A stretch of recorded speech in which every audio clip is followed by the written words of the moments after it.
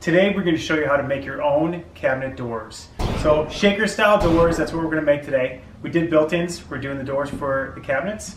And so I'm going to show you a little trick that I learned when doing these shaker style cabinet doors.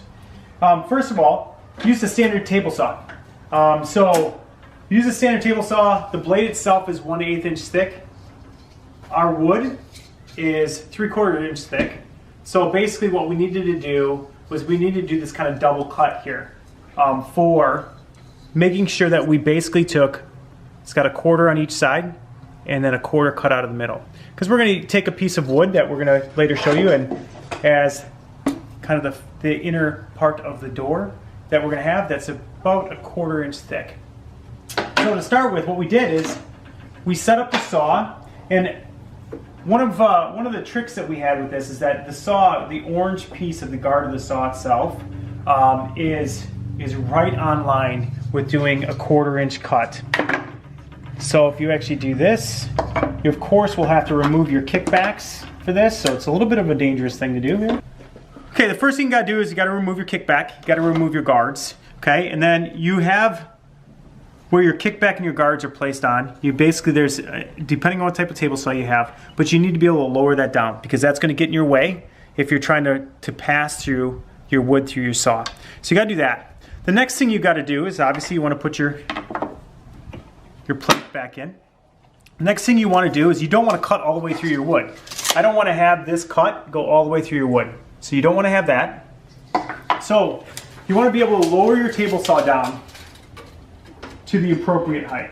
So you know this is a little bit of a guess here, but you basically, I wanted to be, you know, a little bit low, so I wanted to be about a 1/2 inch cut in there. And so that's what I did, so I lowered until I got about to a 1/2 inch cut. As you can see from there, a little bit more. There we go. Got to a 1/2 inch cut. So then, one thing that we learned when we were doing this pass-through cut is there's two things that I would do to make this a successful cut. One, measure and just mark the end of this with your pencil. Okay? So you basically want to cut out the 3/4 inch. You want to basically have a 1/4 inch cut right down the middle. So I would measure here and I would mark both sides so you have a 1/4 inch on each side. So you end up basically looking like this. So you'll see that there's a 1/4 inch cut out of the middle. Okay? So you're making that in thirds. So you basically are going to make 2 passes through your saw, right? Because you want to basically get it to have a 1/4 inch cut. You want to be a little bit over a 1/4 inch cut because you want it to fit snug, but you don't want to have to hammer it in there either because you know you're going to have a middle panel.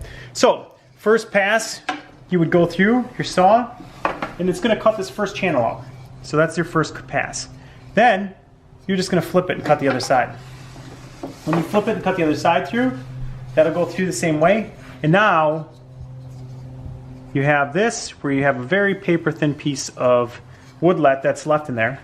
And the easiest thing to do is really just to take anything, pretty much a key or anything, and you can just break that piece right out of the middle. There you go. And now you have a perfect channel cut, about a 1/2 inch deep or so, and a 1/4 inch right out of the middle. So what makes this important and why you want to do this is when you're making your doors then, if this was the middle panel of my shaker door, it allows this just to fit very snug on the top of your door. So now you have that. That's one piece that's of your door. And basically I did a couple different things with it. One is I ran through my middle and side pieces, right? So I did one cut in my side pieces. And then again, this should fit snug, so you don't have to hammer it in there, but it should fit snug. And then obviously I have my bottom piece here, so this would all be butted up against itself. And then I have my bottom piece. But you see it fits nice and snug in there without being too tight. So when you have all 4 pieces put together on this, so basically for my doors, I use pine wood because I'm painting it, right? And it's very easy and forgiving to patch that wood if you put a ding in it or you need to do something else. So I use 1x3 pine wood.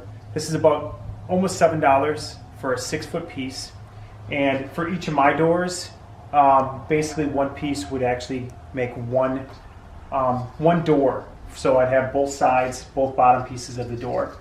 So when you put these pieces in here, it would all fit very snug in there.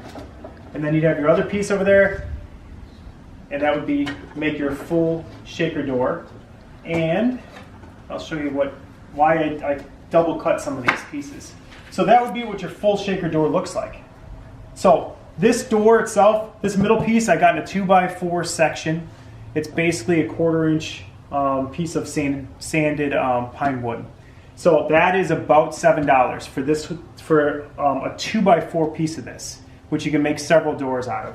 And then the pine wood itself, like I said, a 6-foot piece of pine wood, it allows me to make one full door out of a $6 or $7 piece of wood. So this whole door might cost maybe 10 bucks if you're lucky, right? So that would be what the shaker door looks like. And then you're probably thinking, how did I get this to stay together? So as you can see on the bottom and top, I did a double cut. So I did that channel cut on both the top and bottom, and here's why. Basically, I bought these $1 dowels, right? And it's a square dowel, happens to be about a 1/4 inch thick, right? And I wanted to make sure that these doors were very snug, but I didn't want to glue the middle panel because sometimes your door can crack then with humidity and the increase in decrease of temperatures and things like that for your wintertime. So I got these 1/4 inch basic dowels, square dowels. So by double channel cutting it, it allows me to basically cut and glue this across the top. So it would fit in your channel, so I'll glue that into the channel. It'll help hold, the glue will hold from here to here and through that whole channel. There's a couple different options. You could cut the channel all the way through here and make it go from all the way from side to side. But what I did is I just cut in a little bit from my initial cut, and then I would glue this in here. So let me show you what the finished product looks like for that. So this is what the finished product would look like. And as you can see from my ends here, this is my square dowel going through the middle of it that helps hold it all together. And then I basically put some wood filler in there to make it look like it's nice and smooth. And so when I paint it, there's no real dimples or things in it. It looks like one solid piece of wood. But now, because I did that, the door itself, because it's glued on those ends, is very, very tight together. So that's one full door. And like I said, this door is probably anywhere between $9 and $10 to make this door. Okay, so these are the built-ins that I made, and these are the doors that I want to put on these built-ins. There's a couple things. I priced out, I need 8 doors that are just like this. I priced them out, MDF doors, which is just that crappy kind of pressed wood. That was about $400 for all 8 doors. And I made all of mine for roughly 80 bucks. So that's the price difference you're looking at. Now, part of that was, though, that they drilled for hinges. So again, just looking looking around, I saw online that you could basically buy. We wanted to put standard cabinet hinges in here. So you can actually buy this for $11. It just goes in your drill. And basically what it does is it drills out into your door for European soft closed hinges. So it comes with a little guide, super duper easy. And you can drill out the part of your door that you would put the hinges in, and you can buy your hinges. Now, hinges have a variety of different overlays. And what an overlay really is this. You can, depending on how far you want your cabinets to overlay, your framing is how much your overlay would be. So for me, when I measured for these doors, because I have 2 doors, I measured the full width, I added an inch, and then I divided by 2. So I would have a 1/2 inch overlay on each side.